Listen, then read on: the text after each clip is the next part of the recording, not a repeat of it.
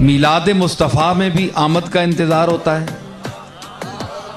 وہاں بھی قیامت کے دن انتظار ہوگا، نبی کھڑے ہوں گے کہ کوئی آ رہا ہے، کسی کے احترام میں، ورنہ بٹھایا بھی جا سکتا تھا۔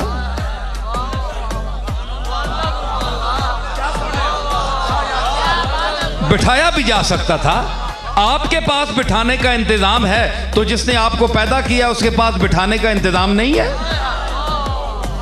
حدیثوں میں آتا ہے نبی کھڑے ہوں گے، اقطاب کھڑے ہوں گے، اولیاء کھڑے ہوں گے، نجبا کھڑے ہوں گے، اغواس کھڑے ہوں گے، ابدال، نقیب، علماء، فقیہ، مفسر، محدث، تمام کائنات، دانشور، ہر قسم کا انسان کھڑا ہوگا۔ جو بڑا طبقہ ہے نبیوں کا وہ جو کھڑا ہے، ایک مصلی خالی ہے، انتظار ہے۔ بھائی وہاں نبی انتظار کر رہے ہیں، یہاں اسی کی آمد پر ایک سال کے بعد ایک دن اگر ہم نے کھڑے ہو کر انتظار کر لیا،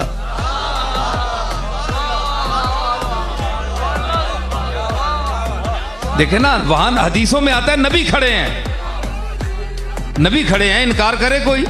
نبی کھڑے ہیں، اور جس کے لیے نبی کھڑے ہیں، تو اگر ہم جیسے غبی کھڑے ہو جائیں،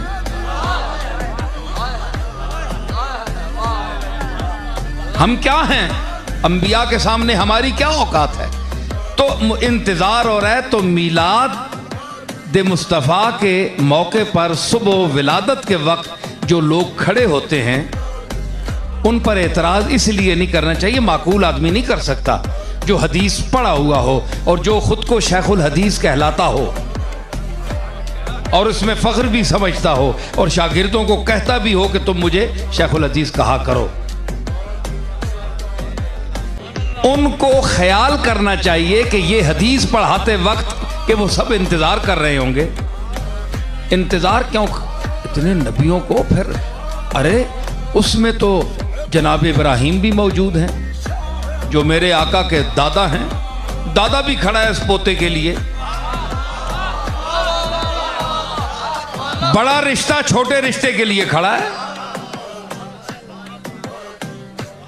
تو بڑا رشتہ جس کی نسل سے ہے وہ کھڑا ہے، تو تمہارا کیا خونی رشتہ ہے ان سے؟ تم تو عام لوگ ہو۔ یہاں جو رشتے کے لوگ ہیں اور بڑے رشتے کے لوگ ہیں وہ بھی کھڑے ہیں ایک مخصوص وقت کے لیے کہ وہ آ رہا ہے، کوئی شخصیت آنے والی ہے۔ تو اگر اس لمحے آمد ہے نا، وہ معاشر میں آمد ہے اور یہ دنیا میں آمد ہے، تو اگر اس کے یاد کے حوالے سے دو لمحہ کوئی کھڑا ہو جاتا ہے تو اس پر کفر کے فتوے نہیں لگانے چاہیے۔ ایسی بات نہیں، آپ کے استاد آتے ہیں آپ کھڑے ہو جاتے ہیں، بزرگ آتے ہیں تو کھڑے ہو جاتے ہیں، تو یہ وہ ذات ہے جس نے آپ کو اپنے بزرگوں کا احترام کرنا سکھایا، ورنہ آپ تو گنوار انسان تھے،